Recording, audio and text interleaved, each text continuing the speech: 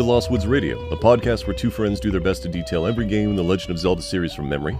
I'm Silver, along with my co-host Ellie. Today's game is a set of games with the Oracle of Ages and Oracle of Season games. So, because I feel like mine's probably going to be longer on this one, Ellie, what is your history with the game? Minimal. I played this on the Nintendo DS, and I played one of them, and I could not tell you which one it was because I did not get very far. And that's been Oracle of Seasons and Oracle of Ages with Ellie. So these are interesting. I never owned a Game Boy Color. But when... Did I ever own it? No, I never owned a Game Boy Color when these would have mattered. Look, I've owned a lot of things that I've given away. I gotta remember. But at some point, a friend's family was going on some sort of like either US-wide or global trip. I cannot remember for the life of me. And he wasn't allowed to bring... He and his sister, who were both friends of mine, they weren't allowed to bring, like, their consoles because their parents... Or not the consoles, but, like, any of their handheld stuff because their parents were dead set on them being focused on the trip, which I get to an extent. Yeah. But also, like, if... I think they were... wherever they were going, I can't remember again if it was the U.S. or they were traveling overseas and renting a car, they were driving, and I'm like, that's a lot of time of doing nothing. Yeah. But whatever. So I want to say it was my friend's... the sister of the group, she specifically knew that I liked Zelda and was like, hey, do you want to borrow the Game Boy Color since I can't use it because I've got both of these? And I'm like, yes, heck yeah. And so for like that month, I played through these games at least twice each. Wow. And really, really, really enjoyed them. And I think this may have been how I first played... Because I think I first played Link's Awakening DX. I don't remember. Anyway, that's a different episode. We've talked about that already. So yes, I played through both of these multiple times. They were fantastic. Their use of color on the Game Boy Color was really, really, really well done. Although, if I remember correctly, I want to say the Oracle of Seasons had a better use of color because I think it was actually kind of part of it than the Oracle of Ages did. And I remember liking, and we'll talk a little bit more about it, but like the fact that in some of them you had like animal friends, and I'm like, all right, this is great. You're allowed to ride the animal friends. That's awesome. What? You never made it. Okay, we'll talk about that here. No, in a second. When I say I barely played it, I mean I remember getting to a tree stump and maybe waving a magic wand. That's about it. Yeah. And one of the things that you could ride, one of the animal friends you could ride, was a bear with wings. I think. Okay. Well, so that's my experience with the game. We're about to fade into it anyway. What are the events of the game? So I think this is going to be all me on this one. Yeah, unfortunately, there will be no badly summarized plot from Ellie today. That's okay. And I'm probably going to get a lot of these things mixed back and forth. I will explicitly state, other than the visuals, it's going to be hard for me to remember which narrative I'm remembering from Ages and Seasons. But they're pretty similar, though, aren't they? Like they start the same. They do branch pretty heavily. Do they have the same world as well? No. So one of them takes place in a place called like Labyrinth or Labrina, I think it is, and one of them takes place in a place that I was like, it's like Holdor or Holodrum. Good job. Yeah, and we're gonna probably find out that I'm wrong. They do start out the same, relatively similarly. Like, right, both of them start where Link is somehow called by the Triforce and awakes in this other world, and then somehow like ends up meeting a person, right? So I want to say in one of them you actually meet Impa, and in the other one you meet like a traveling circus group or something like that. Let's go with that one first because I do remember that one. So you meet a traveling group, and their main attraction is Din. Just a person, probably the reincarnation of the goddess Din, but whatever. Mm-hmm. We don't know that. And a weird, like, looks kind of like a dark nut appears. The name of, it's not All Rocks because that's the vampire. Onox? Onox. And like the art for Onox, I remember very specifically. Like this just looks like they made a very angry version of the guy from Link to the Past. In the first dungeon of Link to the Past, you're in Hyrule Castle. You go to rescue Zelda in the actual dungeon of Hyrule Castle, and there's a knight. There's like a dark nut, basically, that has a ball and chain that he's swinging around. That's kind of what Olrox is, but gold. Okay. Or Olnox. Again, Olrox is the vampire. From Castlevania, Symphony of the Night, and other stuff, and not from Zelda. Yep. Okay, so Din is... Okay, this is where it's going to get tricky. Din is the Oracle of Seasons. And so Onox takes her to his castle or fortress or whatever, and turns her into a crystal. And the Temple of Seasons basically falls into the ground, and the seasons become fucked.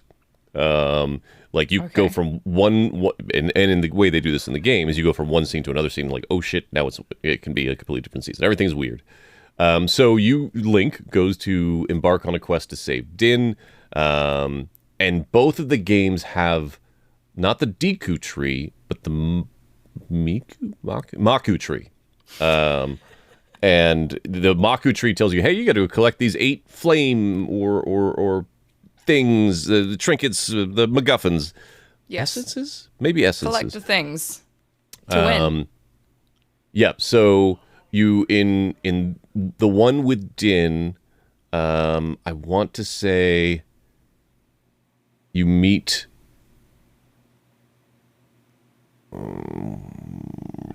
there's like a ninja girl. I can't remember. You end up in an underground lava place. You find the Temple of Seasons in the lava place, and you get there's a rod and there's a harp, and I want to say the rod is of seasons and the harp is of ages. I think I played the rod one. Okay, so you played Seasons, I think, if I'm remembering this right. I think the rod. The reason why I think the rod is Seasons because I think there was the art for it had different gems for each season, and I think that's why the Seasons. So you get the rod and you go and you take it from the temple itself. You learn how to manipulate the seasons, and that's kind of how you can get to the other dungeons as you go on. Because one dungeon might be blocked by snow in this one season, or there's a tree you need to grow into the spring season, and everything like that. And as you go along, I got to remember, I think both of them had the animal companions. I think. And I remember their names because it was always hilarious. It's Ricky, Moosh, and Dimitri. Moosh is the bear. And he's a big blue bear with tiny little white wings. I remember that art specifically. And Ricky is a kangaroo with boxing gloves. Dimitri is just a lizard. I wish you could see my face right now. I can't believe... So that's hilarious that you never met. But Link befriends or rescues these guys and then just gets to ride on their back. Ricky was important because he could leap over pits or leap up to platforms that you couldn't reach normally. Moosh can fly, which seems like it lets you do those other things, but it doesn't. And then Dimitri could swim even in high water that was forcing you the other way, and he could go up waterfalls. Let me think here. I think that's it. And I do believe, I think they're in both. Because I vaguely remember using Ricky in both. Maybe they're not all in both, but I do know that there are at least some of them are in both of them. Afterwards, when we pull this up, you're going to both the in-game art and their official art. I remember being amazing because they almost don't look like Zelda characters. It all, from what you said so far, it sounds like knockoff brand Zelda. It's almost like they remind me of Ghibli characters. Okay. And I don't know if the Capcom team. Oh, that should also mention these games are made by Capcom. I was gonna say it sounds like it was made by the B team. But that now makes a lot of sense. I strongly disagree, but yes, I get what you're saying. I've said this before on these podcasts. I strongly believe that Capcoms have made some of the most of the best Zelda portable games are not made by Nintendo, is the way I would put it. And that trend has continued as we get into things like Cadence of Hyrule. Yeah, I just mean not in terms of like it's worse because it's feels made by someone else. I mean, it's the whole, all the changes and all the new things and the weird characters and stuff. That now makes a lot of sense. They also made Four Swords and Minish Cap, but we'll talk about those when we get to them. Okay, what else? So, all right, so we're doing seasons. So in seasons, you go and you eventually you collect all the MacGuffins and you rescue Din.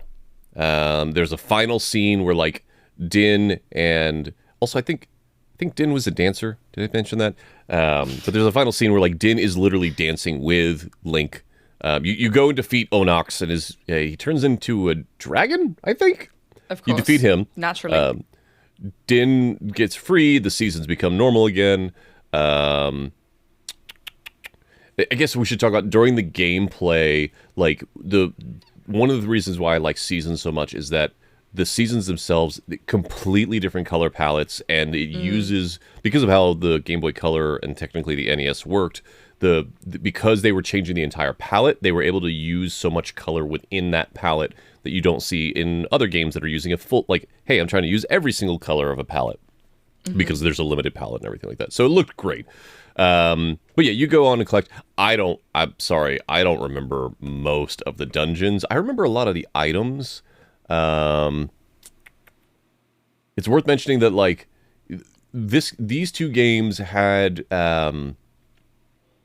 almost like gear you could equip. I mean, it's all rings. Like you would go and collect rings, and different rings would have stuff. I remember there being like 50 of them or something like that. And each one could do different. That's so many. There's a lot. Why? Well, because they all do different things. Like some of them are just like, hey, this makes you stronger, or hey, this one makes you hit or take less damage. But some of them were like, hey, you swim faster, or you don't slide on ice.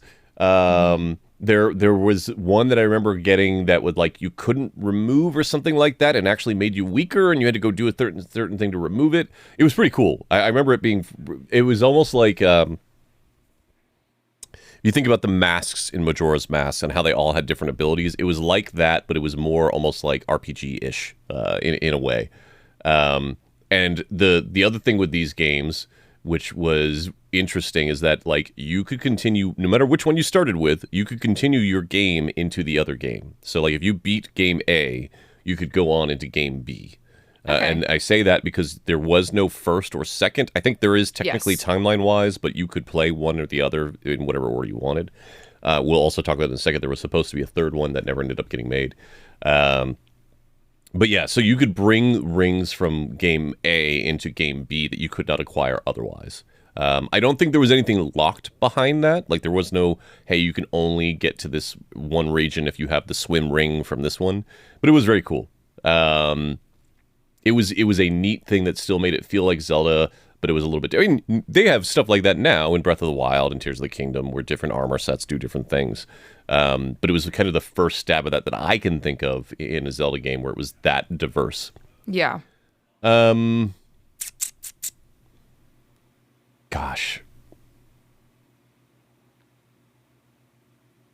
What else? I can't. There was also some other stuff that happens if you were playing them linked, like. Certain characters would appear in the second game that wouldn't normally appear if you hadn't done the first one. Some of them were callbacks to characters from the first game that you played, but some of them were like, hey, here's a password, which you can then give to another person, and that password then does something like an item that you wouldn't acquire otherwise. Usually it was a ring. It was very cool. All right, so you go as...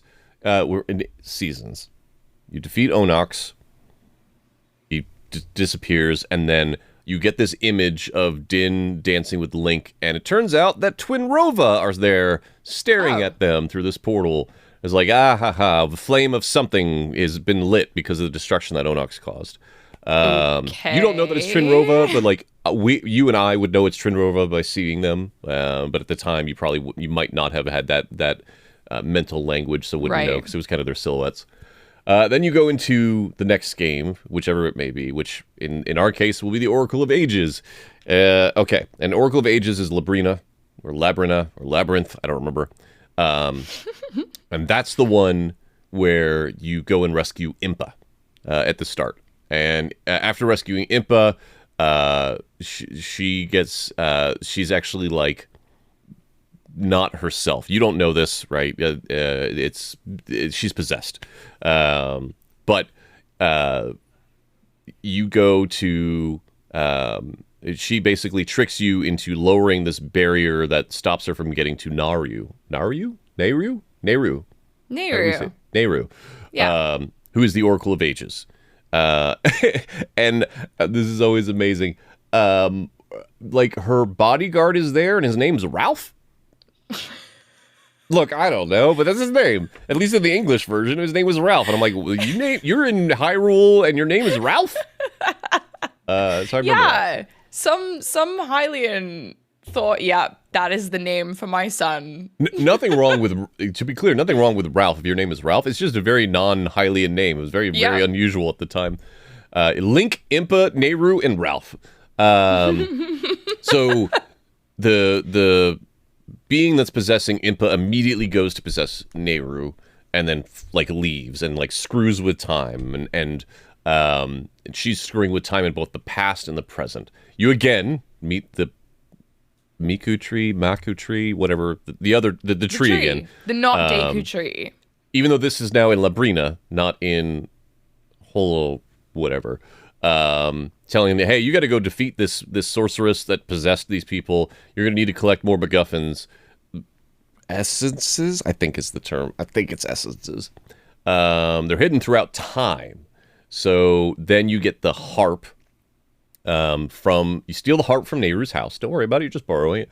And that lets you go back and forth through time. Because this game is all about, hey, you're in the same area, but now it's kind of screwed up. Because you're in the present where it's been all kind of destroyed by time travel stuff that the sorceress is doing, or you're in the past. And it's pretty cool. I do personally remember, like, it wasn't as visually distinct as Ages was, so it wasn't quite in my head stuck as much. Yeah. But well, that makes sense with, like, the visual changes that happen so aggressively with the changes of seasons. You go back and forth. I remember there being a bunch of different places you could visit, including one that was just called Symmetry. I don't remember if it was like Symmetry Town or Symmetry City, but just remember that's an interesting name. And one of the things that the sorceress is doing for whatever reason, I think in the present, maybe in both, but she possesses a queen. And she's forcing the queen to make everybody that's like able-bodied, hey, build this giant black tower. Definitely not ominous or threatening at all. I don't even know if we ever find out what the purpose of the tower is. I don't remember that. But yeah, you go to finally do a showdown with Varen, the sorceress, Varen? It's got to be Varen because that name just came to me. So it's got to be Varen. Sorceress Varen, not I love Sorceress you just Varen. throwing names out. Like, I don't know what this is called. I vaguely remember some letters in it. Look, sometimes it's saying it out loud can help me remember. I'm pretty sure it's Varen. Yeah, like Stone Tower Temple.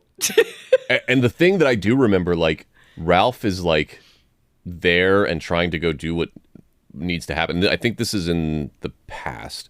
But, like, Ralph is technically a descendant of the queen that's possessed, so even if he wins, he's, like, Back to the Futuring himself out of time. Oh, my God. Poor guy. Poor Ralph. Yeah. But, like, he doesn't win, and I want to say, like, the queen momentarily gets enough control to stop Varen from killing him, so he gets knocked out, I think it is. Or maybe she just does it. I don't remember. So, Link gets there, yeets Varen out of the queen, and then has an even more powerful, stronger battle. And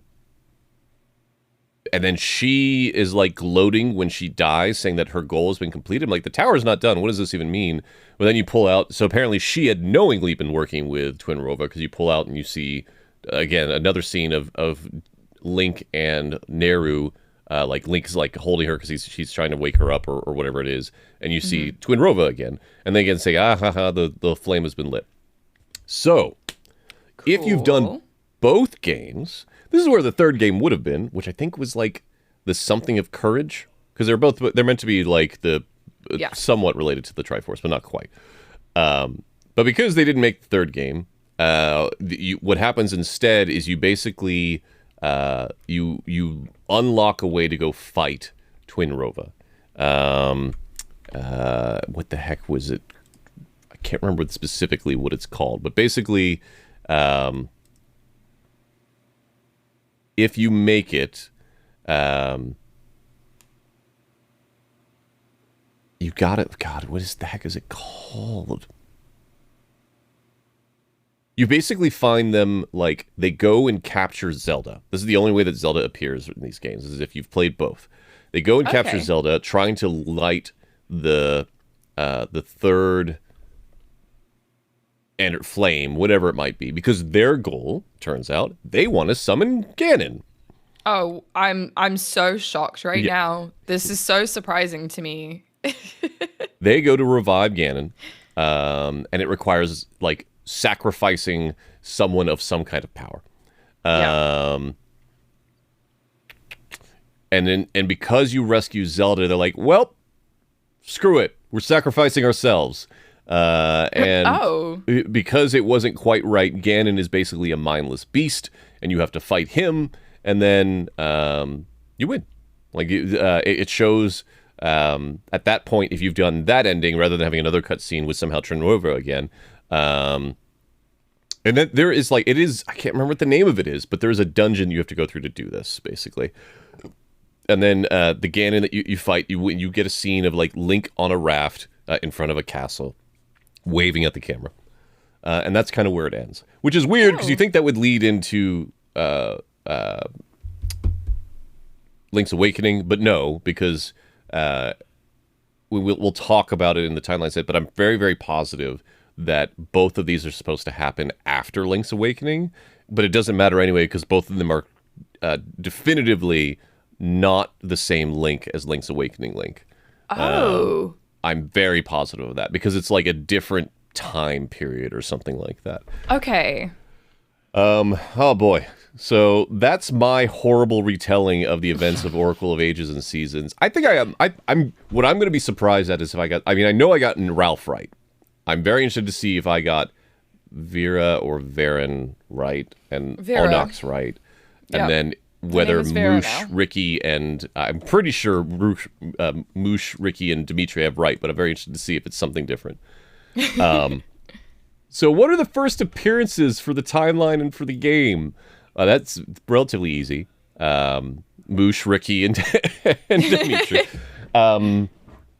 The Oracle, I mean, so the thing is, like, a lot of things that happen in this game do not recur, which is going to be interesting. Yeah, they're pretty standalone, aren't they? Mm-hmm. Yep. Labrina and Holodrum? I'm going to be very interested if I get those names right. Those are new. I can't wait for people to listen to this episode and be like, what is Silver talking about?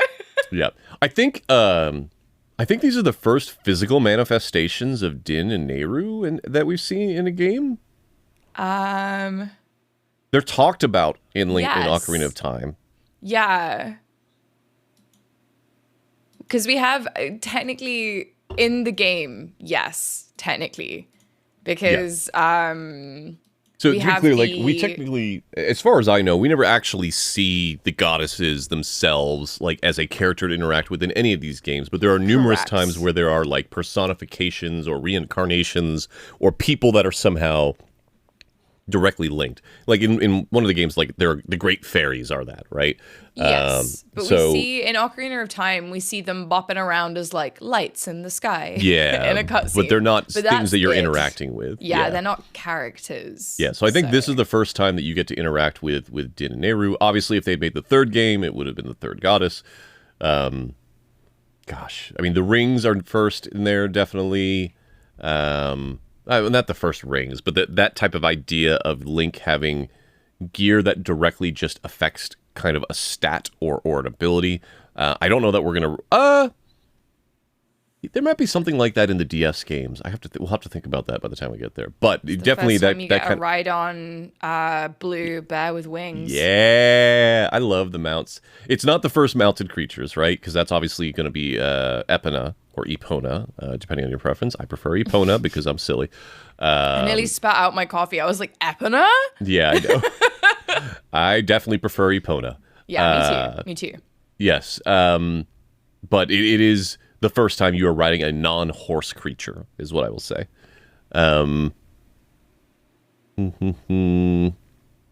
Again, another instance of the game that does not contain, that is not Ocarina of Time, that has more time travel than Ocarina of Time. Because you're going back and forth through time in Oracle of Time, potentially even more than you would in like Majora's Mask going back in days. Yeah, because there's a lot of like zipping back and forth, isn't there? It kind of it blends the two, I think. From what I played of whichever one it was, it requires you to be in different times to solve different puzzles, so that is going to mean a lot more back and forth. Yep. I wonder which one would have, this is just a little brainworm. If you like played them all the most optimal way, which one do you think would have the most time travel collectively out of all the time travel games? Ooh, that's a good question. Because like Ocarina of Time, you're going back and forth 7 years each time, but like if you did it in the most efficient way, which one has the most time travel? Listeners. Do you mean like like if you were to add all the years that you travel back and forth? Which one wins? I bet you it's ages, because I think you're going back hundreds of years. Oh, okay. Yeah, I think it would be ages. But how many times do you do it? Oh, like constantly. Like when you're going into one area, it's like, well, I need to go to a different time to go to this castle. Okay, and then you do it like that. So definitely Oracle of Ages, I would say. Unless we think about like Skyward Sword in that one dungeon. If you're counting every time you go into one of the portals. Oh my god, yes. Yeah, because then you're going, it's like, it's a couple centuries or something like that, right? Where you're going back and forth between when it was vibrant to when it's the desert dungeon. It's a long time because a whole ass ocean dries up. Yeah. So. Yeah. So it's hard to know without us knowing when those times are supposed to appear. No, because you don't travel in time in Tears of the Kingdom. Zelda does. So that doesn't matter. Okay. Most of the enemies in this are not new. There are a few that are from like things that we kind of don't see a lot.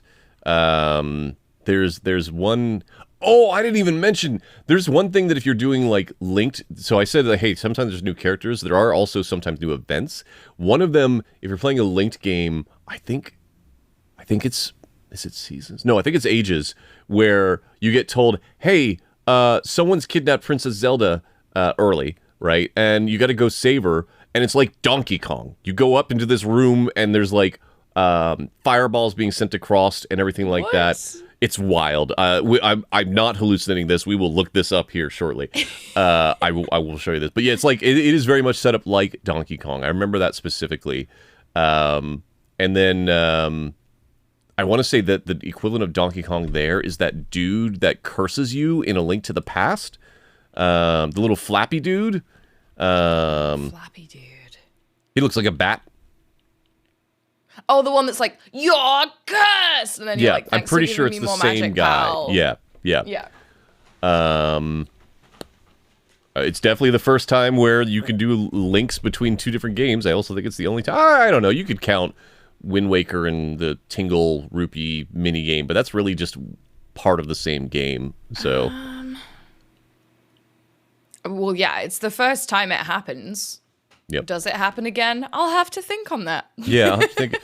I'm trying to think. Do any of the DS games, like if you have save data, does it go? I don't think so. Yeah, I don't know. We'll have to think about that.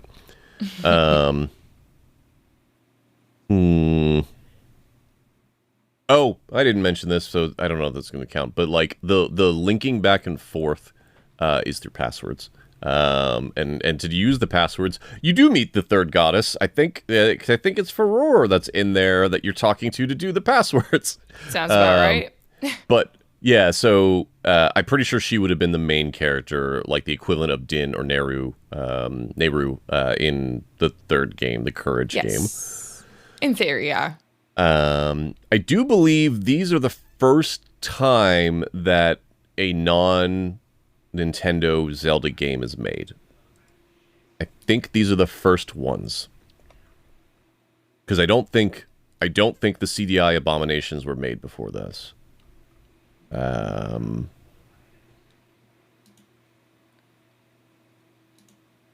think that's right. I think so. What's interesting on that is I'm pretty sure like Capcom approached them. Oh. Well, that's kind of what happened with Cadence, right? No, I think they got approached by you. You know what? I don't know. I'll be interested to figure that out. We've got a really fun game idea. Will you let us use Zelda music? Yeah, that's great. Yeah, I'm pretty sure Capcom approached them, and I think they originally approached them for like not for these games specifically, but like, hey, what if we remade the original Zelda, like a remake the original Zelda for the Game Boy Color? And I want to say like, I think it might have been Miyamoto's like, actually, what if you did more than that? And that's kind of where it went from here. I think that's it as far as first that I'm going to be able to remember. Yeah. Where does it fit on the timeline right now? So no, they're fine. You're fine. This is why we did not split this into 2 episodes because it'll be all jumbled in my head. Yeah, we're both pretty shit at this one.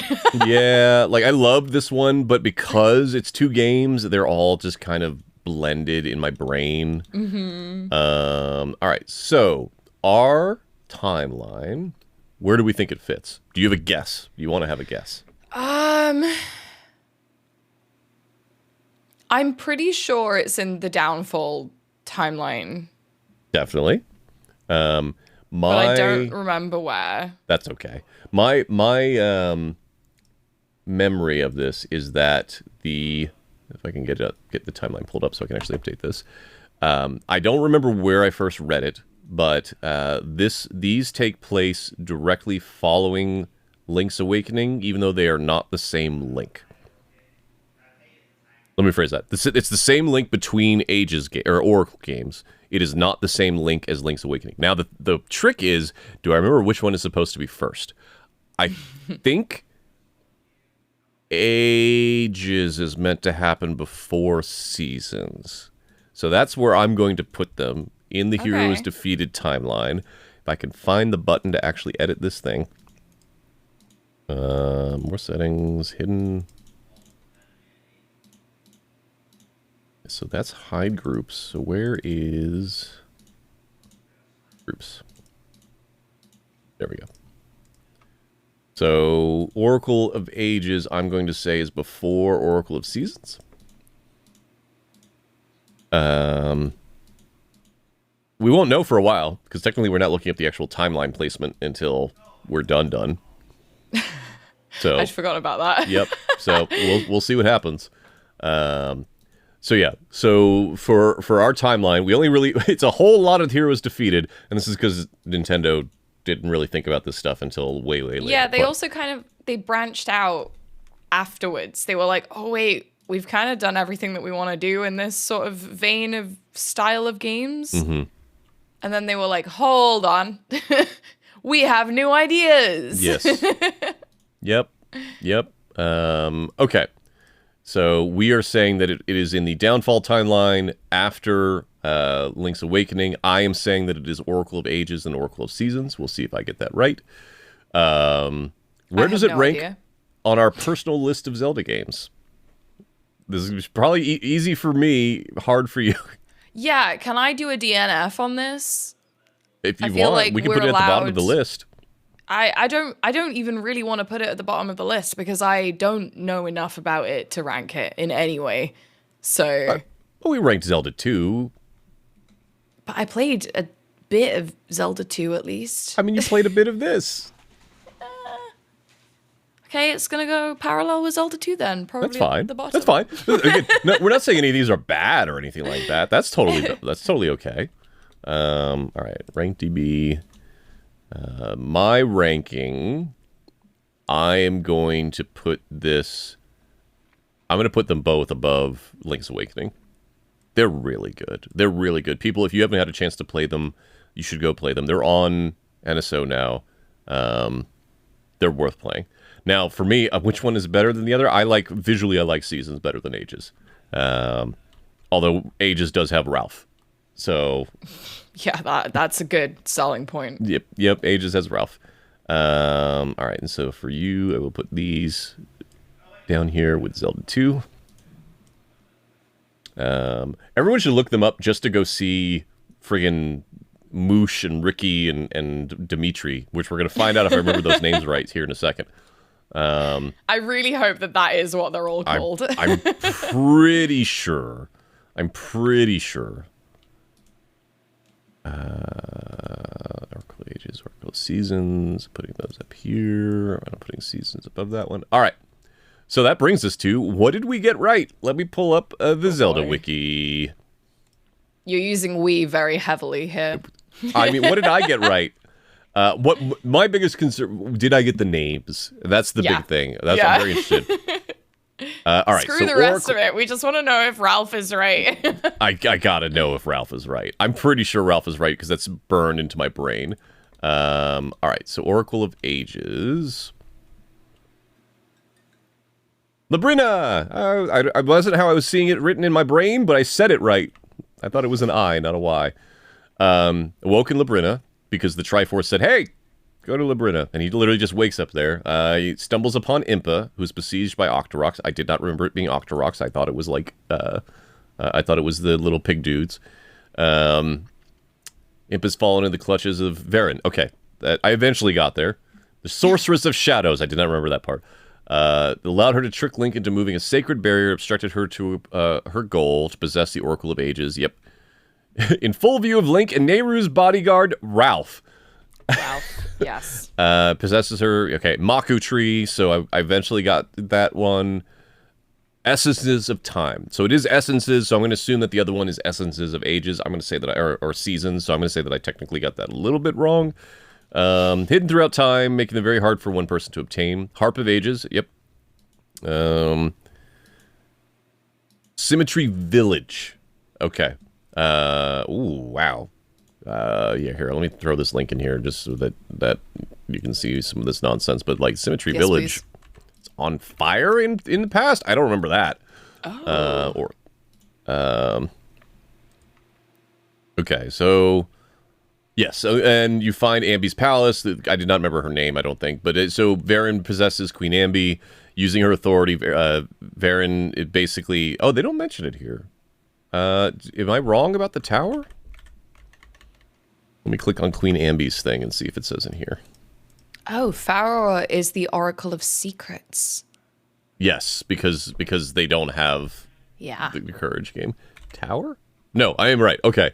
So Varen arrived. She seduced Queen Ambi. Okay, well, that's not how I would describe it. Convincing her that if she built her tower, and it would be known as Ambi's Tower to the heavens, she would go down in history as the greatest queen ever. Falling for the lies. Every man in Lina Village has to go work to build her tower. And yeah, and then in the future it becomes this big dark thing. I love that the collector's edition had a boomerang in it. Which I think is funny. I don't remember if the boomerang's actually in the games. We'll find out in a second. Hey, timeline placement. Oracle of Age. Oh, I got them wrong. I shouldn't have looked at that, but that's fine. It's important though, just to know which one out of it those was. two. I mean, I'm not going to change it because it's our timeline. But Seasons is first.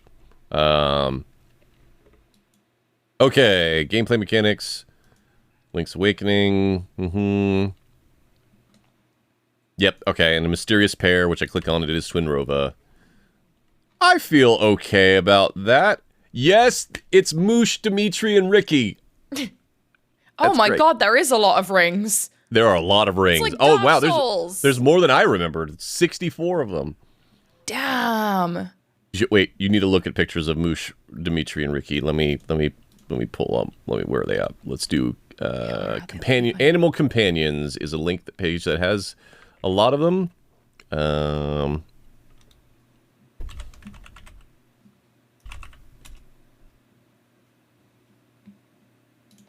Here we go. Look at these guys. Look at these guys. Oh my god. They're great. They're great. They're so beautiful. I cannot describe to you listeners how much Moosh looks like a Ghibli character. Yes. Just this big chunky bear with tiny little white wings. I loved them. I loved all of them. They were great. They were fun to use. I'm sad that they don't really get that idea doesn't get used very often again, because it's just neat to have like animal friends. Also, they talked. Like they are full sentient. They're just talking to you. Oh. Yes. Okay. So Oracle of Seasons is more action oriented. Oracle of Ages is more puzzle oriented. I remember that now. I don't remember. I didn't say that, but they're very much like Oracle of Ages. You were having to use the time travel a lot to figure out different things and like learn things in the past to use in the future and vice versa. What else? Let's look at items. Did I misremember? Was there actually some unique, actual usable items? There's not even equipment. The Cane of Samaria. What does that do? The Seed Shooter. Holy crap. That'll come up again. That's pretty heavily used in Minish Cap. I did not remember that being in the Ages or the Oracle games. Okay, there is a boomerang. Yeah, the Cane of Samaria, I think, is just the yeah, it just creates a block that you can push around. That's been used a bunch of different times and different names over time. Like in Link to the Past, you have the cane that builds the block that will float on the platforms. Yes. Yeah. Very, very similar idea. Oh, it's literally called the Cane of Samaria. Okay, so it is the same name. Yeah, Harp of Ages, obviously. There's the seed. What is it, the Pegasus seed? I don't remember that. The heck is the Pegasus seed? I didn't call it the seeds at all, so I definitely missed that.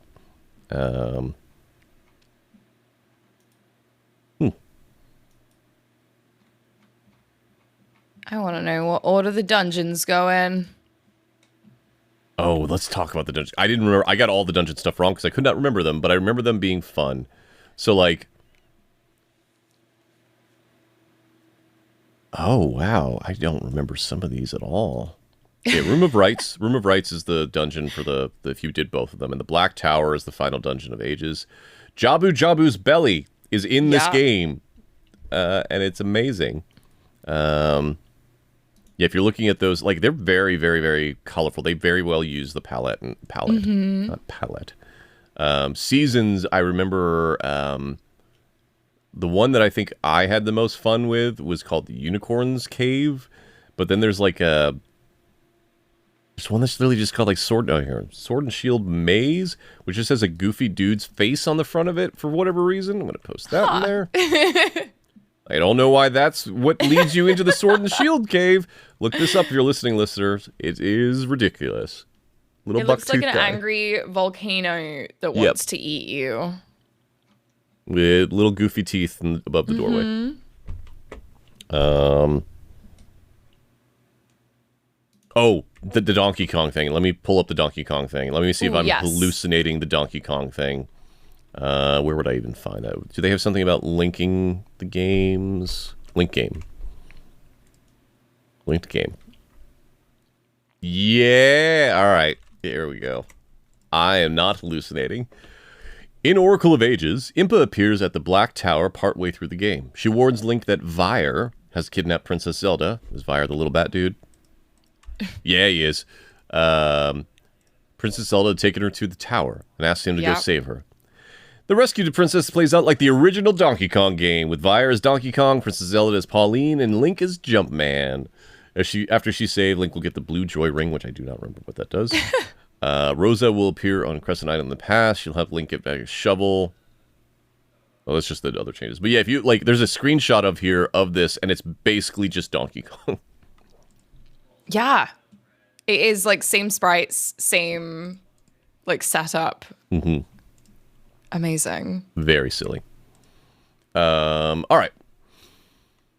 What else did I get wrong?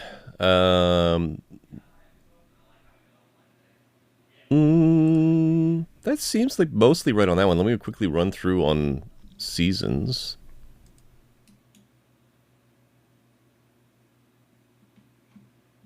Link riding a horse, spying a castle on the horizon. He goes inside, he's sent by the Triforce to land ruled by the General Onox. Okay, I got that right. Holodrum. Discovers a traveling troupe. Yep, alright. Hanging out with the dancer Din. Sky becomes dark. Yes, okay. Temple of Seasons falls into the earth. Yep. You meet again the Maku tree. Essences of nature. Yeah, I eventually remembered essences. I didn't remember that they were unique to each one. Visiting the dungeons. Shady character moving in the weeds. He sneaks by her and the girl disappears. That's the ninja that I remembered. Strange looking portal. Yes, okay. Teleported to the lava hot underground land of Subrosia, which is where the Oracle of the Temple of Seasons have ended up. You get the Rod of Seasons, and that's when the game really starts opening up.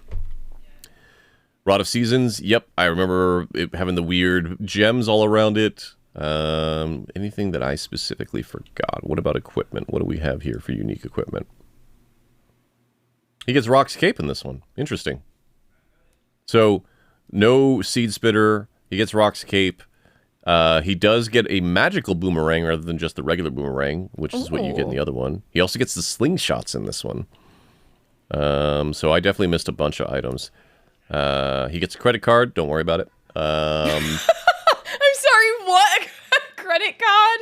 This child is being given a credit card? I mean, look, they call it the member's card and then the master's plaque, but really it's a regular card and a platinum card. That's what it is. Oh my god, that's incredible. I think it's basically used in the trading game in this one, I think. But yes, yeah.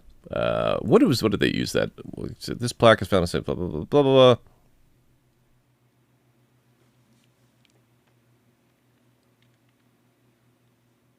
Yeah, you basically trade it for flippers.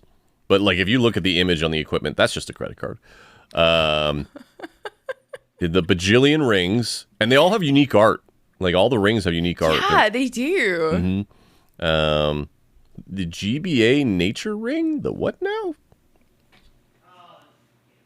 Is an advanced ring that can be bought with that at the advanced shop. Oh, that's interesting. I didn't know that. Apparently, if you played these games on a Game Boy Advance, because they had extra memory on the Game Boy Advance, they had extra stuff. Oh my god. Like, these aren't re-releases. These are if you use these carts on the Game Boy Advance. That's wild. I never knew that. That's wild. Huh. These games are rad. These games are rad. So I got a lot wrong, but I got a decent amount right. I got the key points right, I would say. To say that, like, you played them multiple times in the space of a month, God knows how many years ago. Yeah. Like, I think you did pretty well. I strongly think people should check these games out. I think they are worthy of having the name Zelda. I think they are better than Link's Awakening. And I love Link's Awakening. Go look at the map from both of these and just see, like, how they use color differently in these places and... they're really fun games. They have a bunch of really weird characters that are interesting to talk with. And Moosh, Dimitri, and Ricky are waiting for you. Also Ralph. Also Ralph. Look, and Ralph like has a heroic moment and everything like that. Yeah. Can we get a picture of Ralph? Hold on. Can we get a picture of Ralph? Can I look up what Ralph looks like? Yeah, I want to see what this boy. Look at this little ponce. Look at this guy. Oh my gosh. I gotta get to the right game. Oh, you found it. That's sure like, the guardian of the Oracle of Ages. Yeah, he looks like if a child was allowed to put together their own wizard costume from like an ABBA dressing up box. He looks like, what's that one card from Yu-Gi-Oh? The Dark Magician? He looks like the Dark Magician from Yu-Gi-Oh.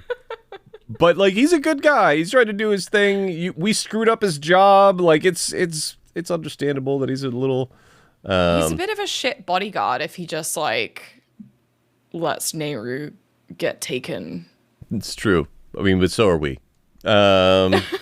We just got there, though, right? We also let in the person that's trying to go possess it. We didn't know any better. This guy's know. only purpose was to protect Nehru. Yeah. Ralph's pretty good. Ralph's a big doofus. Like, in a positive way. Lovable doofus. Complimentary. Doofus, parentheses, positive. Why does he have a giant chain on his belt? Why is his belt buckle bigger than his entire belt? We don't know. It's fine. This was Capcom's design for this character. But yes, these games are wonderful. I do recommend you check them out. Even just as, like, to go poke around. At least poke around until you get both the harp or the Rod of Ages, or Rod of Seasons, if you're playing them. To really see how they open up and change the mechanics of what you would do in a Zelda game. Yeah. They're good. But I think that's everything. So, with that said, thank you all so much for listening, and we'll see you here next time on Lost Wiz Radio.